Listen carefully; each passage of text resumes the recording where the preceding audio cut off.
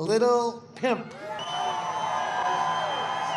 Yeah, Joe. Yeah, well, not Joe, but yeah, you. Yeah. Just friends, a good man. Maybe you are the next Lil Wayne, but probably not. Why did Donald Trump pardon NBA Youngboy? Is he a YB fan? Or is it the Mormons? Donald Trump is the only president to grant any form of clemency to a rapper. And we've only had 7 presidents since hip-hop was created, and I doubt George Herbert Walker Bush was a fan. I remember when Joe Biden got on the stand and played Despacito from his phone. But does that mean he's a reggaeton fan? Seriously though, why did Donald Trump pardon Lil Wayne, Kodak Black, and NBA Youngboy? First, what is a White House pardon czar? Well, it's a position created by Donald Trump to have someone oversee, pardons. And the position didn't exist during his first term when he pardoned Kodak and Lil Wayne, but he created it in 2025 and is actually headed by a woman who Donald Trump pardoned in 2018. The woman in question was given life without parole for drug trafficking, which is crazy work when we have killers sentenced to less time, but this was in the 90s, and she initially applied for clemency under the Obama administration, but keeping with his track record of what happens when people ask him for a pardon, he said no. He did pardon some people though, but historically, presidential pardons have mostly been granted to people who were convicted of some type of financial crime. Mostly politicians like taking bribes, wire fraud, false bank statements, a few people convicted of drug offenses, and of course family members. As in Joe Biden's last 20 minutes in office, he pardoned his son, his 2 brothers, and their wives. Now, I know I joked about YB and the Mormons, but it's not like Trump is trying to go after some voter base by granting these pardons. You only get to serve 2 terms as president, only FDR served more. So he's not doing this to get reelected, because he can't.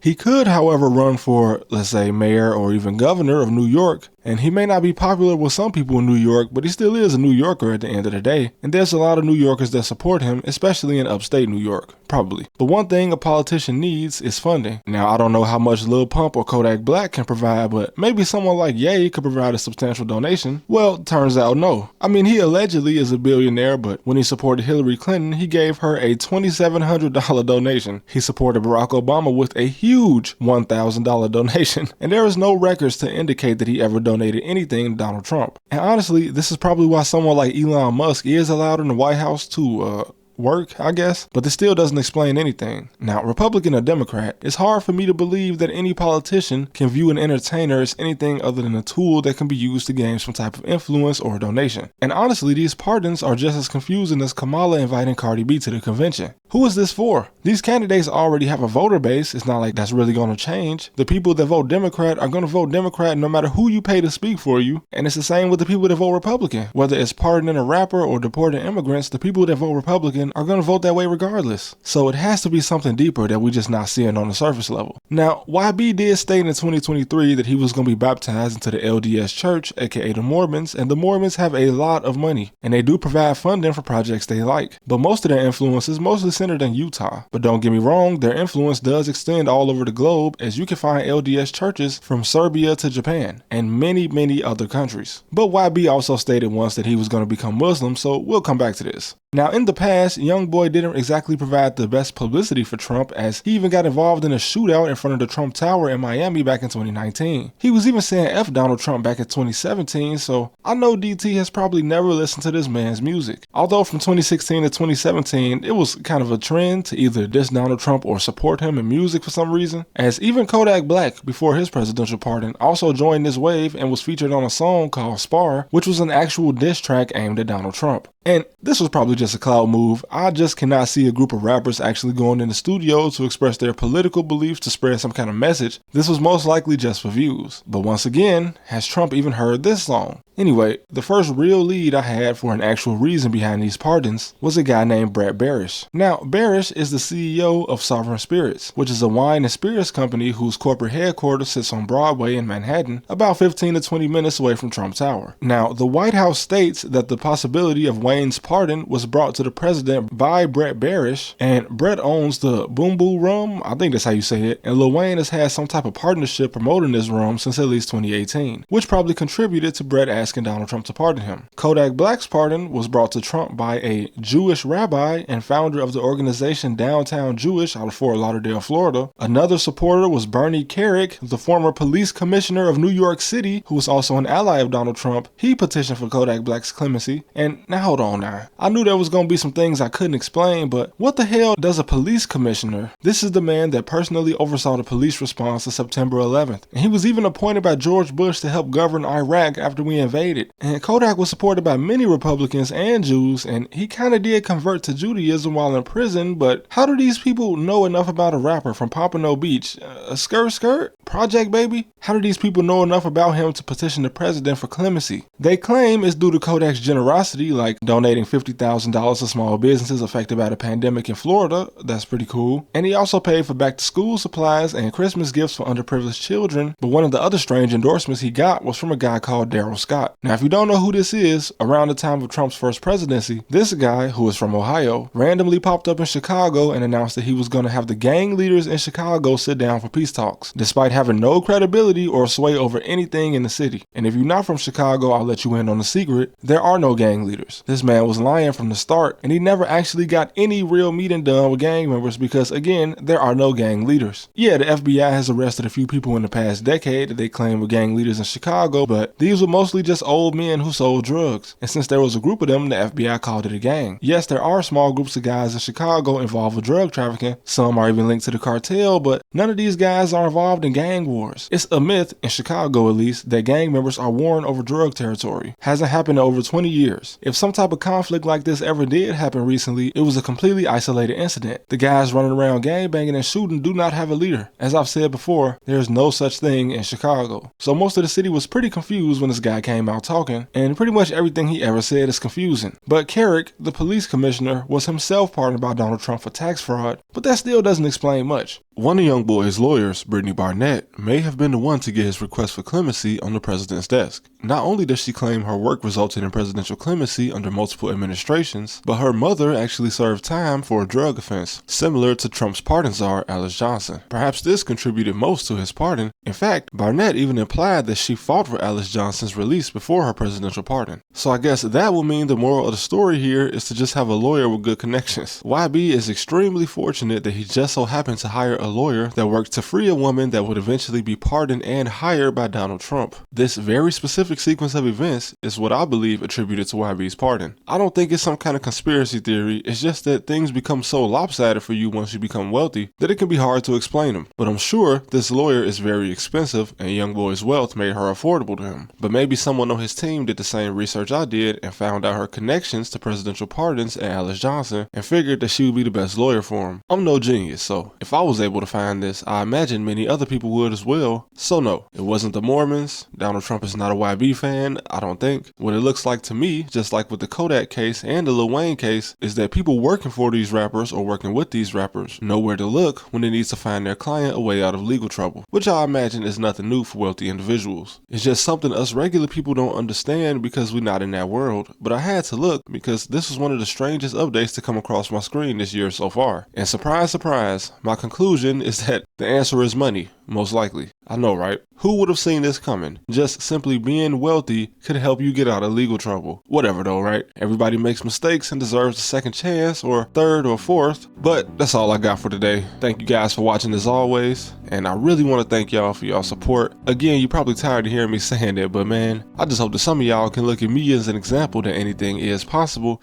But anyway, I'll see y'all next time.